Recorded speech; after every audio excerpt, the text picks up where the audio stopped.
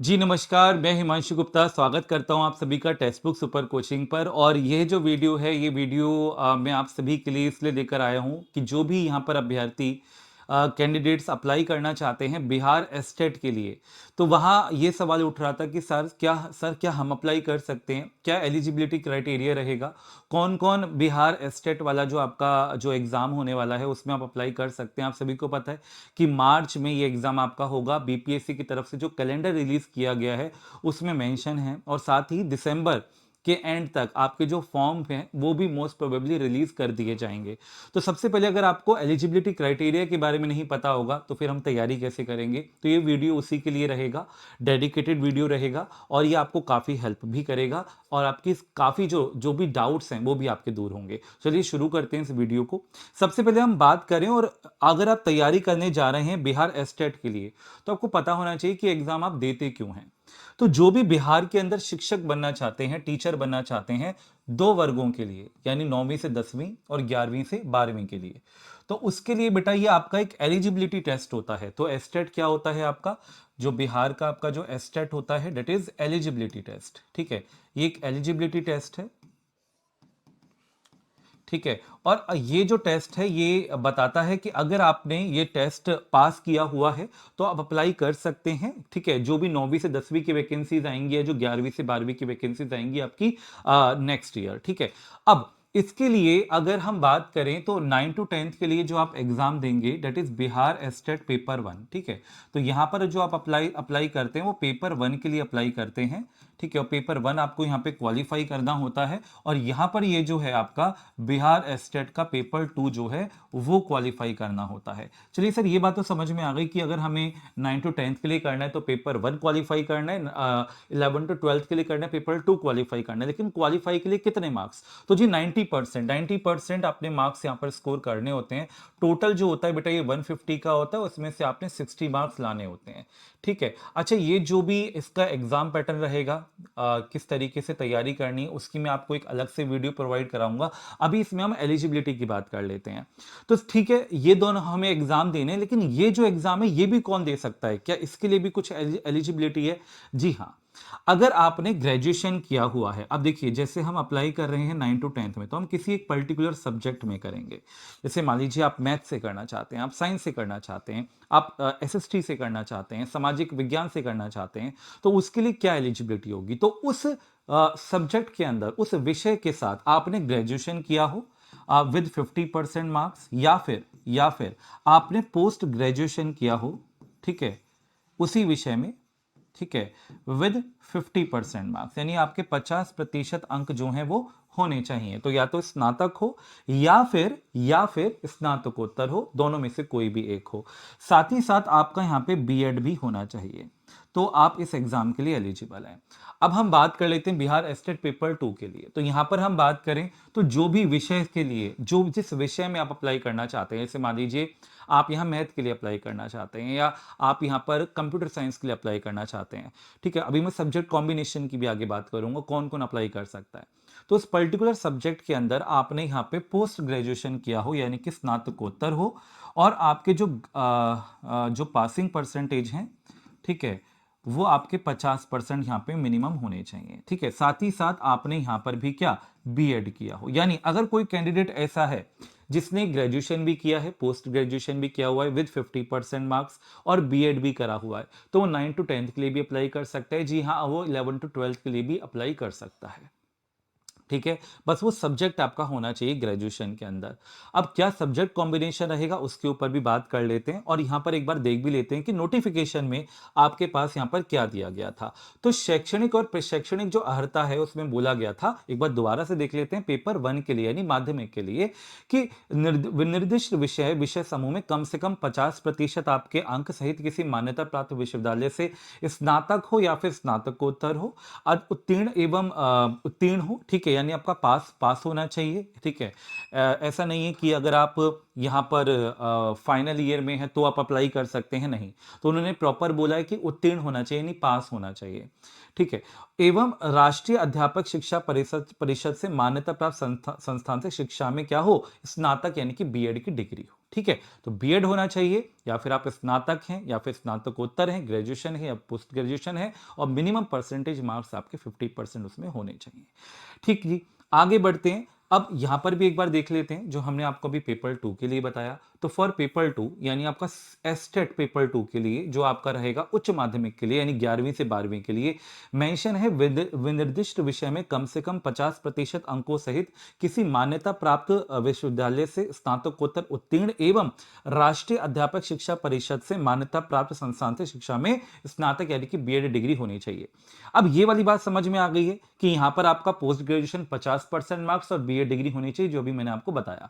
अब कौन कौन से विषय के लिए आप अप्लाई कर सकते हैं, अगर मैं बात करूं यहां पर पेपर 1 के लिए, तो पेपर 1 के लिए जो आपके विषय यहां पर आते हैं, ठीक है, वो डिपेंड करता है कि भाई किसके लिए जो वैकेंसीज हैं वो रिलीज की जा रही हैं, लेकिन ज्यादातर जो है आपके इन्हीं विषय में यहाँ पर जो है आप अप्लाई करते हैं और जो वैकेंसीज हैं वो आती हैं। जैसे हम बात करें हिंदी, उर्दू, बांग्ला, मैथिली, संस्कृत, अरबी, फारसी, भोजपुरी, तो ये लैंग्वेज हैं, ये भाषाएं हैं, ठीक है। भोजपुरी हो गया आपका, अंग्रेजी हो गया, और गणित, विज्ञान और सामाजिक विज्ञान। अब यहाँ पर इतना तो हमें समझ में आ गया कि अगर कोई इंग्लिश ऑनर्स से होगा, ठीक है, तो कोई हिंदी ऑनर्स से होगा, ठीक है, तो वो यहाँ पर इन भाषा से जो संबंधित है पेपर 1 वहां पर वो अप्लाई करेगा। लेकिन दिक्कत आती है सर यहां पर हमारे कैंडिडेट्स को जो अप्लाई करना चाहते हैं गणित के लिए, विज्ञान के लिए या फिर सामाजिक विज्ञान के लिए, तो इन चीजों को हम यहां पर एक बार आपको जरूर क्लियर करना चाहेंगे। यानी सब्जेक्ट कॉम्बिनेशन जो रहता है वो यहां पर क्या रहता है, तो उसको एक बार हम देख लेते हैं कि सब्जेक्ट कॉम्बिनेशन आपका यहां पर क्या रहता है और कौन कौन विद्यार्थी इन विषयों से यहां पर अप्लाई कर सकते हैं। ठीक है, तो यहां पर आ जाते हैं जरा और बात करते हैं पहले गणित के लिए यानी कि मैथ्स के लिए। बहुत ध्यान से समझिएगा क्योंकि पूरी ये वीडियो आपको क्लियर कर देगी कि किस कौन कौन अप्लाई कर सकता है।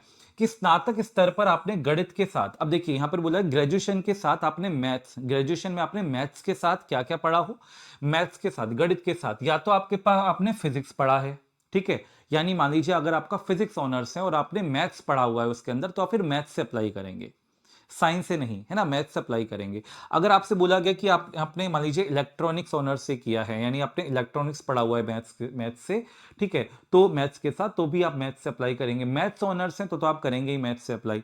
साथ ही साथ कंप्यूटर साइंस पढ़ा हो या फिर केमिस्ट्री, रसायन विज्ञान या फिर सांख्यिकी यानी स्टैटिस्टिक्स आपने विषय के तौर पर पढ़ा हो, किसके साथ, मैथ के साथ, तो आप मैथ के लिए अप्लाई करेंगे 9 to 10 पेपर 1 के लिए, एस्टेट पेपर 1 के लिए। ठीक है जी, आगे में से कोई दो विषय स्नातक स्तर पर पठित हो, अथवा इंजीनियरिंग से स्नातक जिसमें गणित की विशेषता हो, या फिर आपने इंजीनियरिंग करा हो और उसमें या क्या हो आपकी गणित की विशेषता हो, यानी कि मैथ्स में आपने स्पेशलाइजेशन हो आपका इंजीनियरिंग के अंदर, तो आप अप्लाई यहां पर कर सकते हैं। साथ ही इन्होंने ये क्लियर किया है कि इस क्रम में स्पष्ट किया जाता है कि स्नातक स्तर पर कंप्यूटर साइंस में बीसीए, है ना, जो बच्चे बीसीए करे हुए हैं, कंप्यूटर साइंस से बीसीए करे हुए हैं, लेकिन अगर उनका भी सब सब्जेक्ट कॉम्बिनेशन ये है, मतलब मैथ्स के साथ उन्होंने यहां पर ये विषय पढ़े हुए हैं, उन्होंने हालांकि बीसीए ही क्यों ना करा हो, तब भी वो इसके लिए क्या है, एलिजिबल हैं। तो इसकी योग्यता को भी क्या किया गया है, सम्मिलित किया गया। अगर आपने बीसीए के अंदर मैथ पढ़ा हुआ है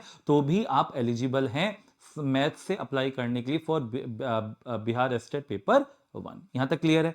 आगे बात कर लेते हैं अब साइंस से। साइंस से कौन कौन विद्यार्थी यहां पर दे सकते हैं, विज्ञान से, तो देखिए जी, स्नातक स्तर पर जंतु विज्ञान, वनस्पति विज्ञान एवं रसायन शास्त्र विषय में पठित हो। अब देखिए यहां पर ना चीजें हैं जो आपको समझनी, यहां पर ऑब्लिक लगा हुआ है। ऑब्लिक का मतलब कि मैथ के साथ फिजिक्स या फिर इलेक्ट्रॉनिक्स या फिर कंप्यूटर साइंस या फिर केमिस्ट्री, कुछ इस तरीके से।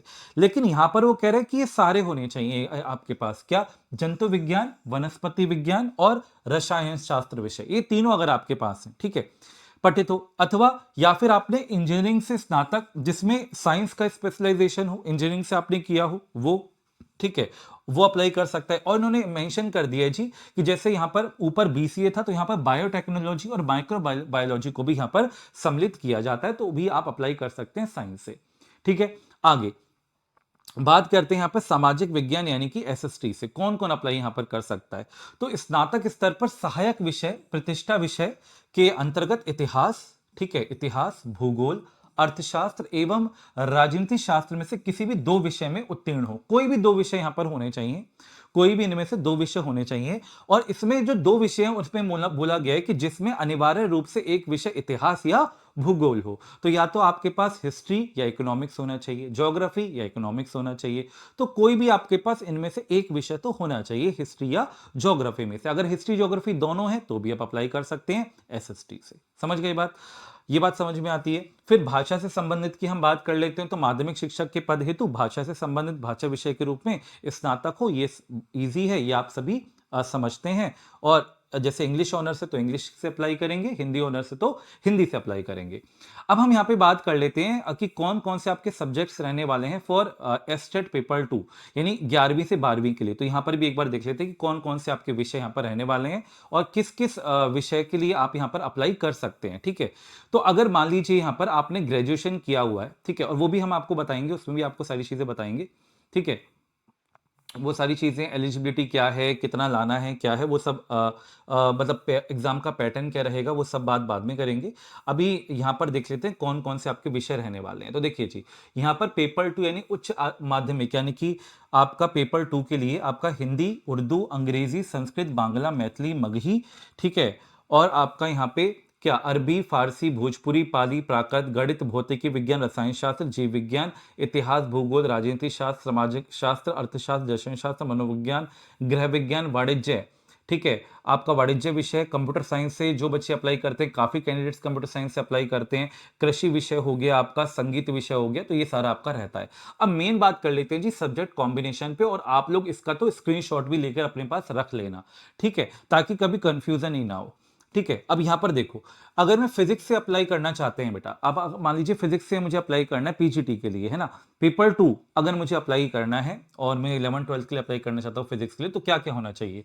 फिजिक्स हो, या फिर इलेक्ट्रॉनिक्स हो, या फिर अप्लाइड फिजिक्स हो, या फिर न्यूक्लियर फिजिक्स हो। तो अगर ये विषय आपने पढ़े हैं तो आप अप्लाई कर सकते हैं। केमिस्ट्री के लिए केमिस्ट्री हो या फिर बायोकेमिस्ट्री हो, इकोनॉमिक्स के लिए इकोनॉमिक्स हो, अप्लाइड इकोनॉमिक्स हो, या फिर बिजनेस इकोनॉमिक्स हो। कॉमर्स के लिए मास्टर डिग्री होनी चाहिए आपकी कॉमर्स में, ठीक है, पोस्ट ग्रेजुएशन होना चाहिए। However holder of degree of MCom in applied business economics shall not be eligible. अब यहां पर एक बात ध्यान में रखने वाली बात है कि अगर किसी ने एमकॉम की डिग्री ली हुई है किसमें, अप्लाइड या फिर बिजनेस इकोनॉमिक्स में, तो वो इसके लिए एलिजिबल नहीं है। ठीक है, कौन? जो कॉमर्स में अप्लाई करना चाहते हैं। अगर आपने, ठीक है, कि अप्लाइड इकोनॉमिक्स या फिर बिजनेस इकोनॉमिक्स में आपने करा हुआ है एमकॉम, तो आप यहां पर एलिजिबल नहीं होंगे। तो इस बात पे यहां पर गौर कर लेना, ठीक है, नोट डाउन कर लेना बेटा। बॉटनी और जूलॉजी के लिए botany, zoology, life science, bio science, genetics, microbiology, biotechnology, molecular biology, plant psychology, ये आपने अगर पढ़ा हुआ है तो फिजियोलॉजी, जो अगर आपने ये पढ़ा हुआ है तो आप इसके लिए अप्लाई कर सकते हो। मैथ्स के लिए सीधा सीधा मैथमेटिक्स या फिर अप्लाइड मैथमेटिक्स से आपने पोस्ट ग्रेजुएशन किया होना चाहिए। यानी स्नातकोत्तर पे पोस्ट ग्रेजुएशन के अंदर अगर आपके ये विषय हैं तो आप इनके लिए अप्लाई कर सकते हैं। ठीक है, तो आशा करता हूं कि आपके कई सारे डाउट क्लियर हुए होंगे और किन किन कैंडिडेट्स को अप्लाई करना है और आप इसको समझ गए होंगे अच्छे से।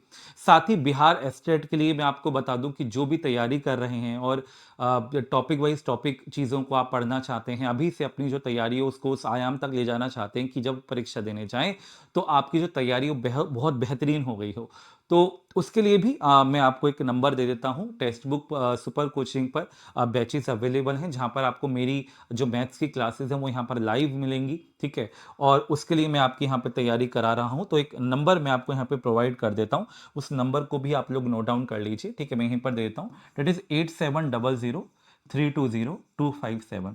तो इस नंबर पर आप कॉल या व्हाट्सएप मैसेज करके आप बिहार एस्टेट, ठीक है, बिहार एस्टेट के पेड बैच से यहाँ पर जुड़ सकते हैं। या कोई भी आप एग्जाम की तैयारी कर रहे हैं, ठीक है, आप इस नंबर पर कॉल करके पेड बैच से यहाँ पर जुड़ सकते हैं। और ये था मेरी तरफ से आप लोगों के लिए आज का सेशन। आशा करता हूँ आपको काफ़ी हेल्प मिली होगी। वीडियो को मैक्सिमम शेयर करिएगा, लाइक करिएगा अगर पसंद आया हो तो। जय हिंद, जय भारत, नमस्कार। आप सभी का दिन बहुत बहुत शुभ हो।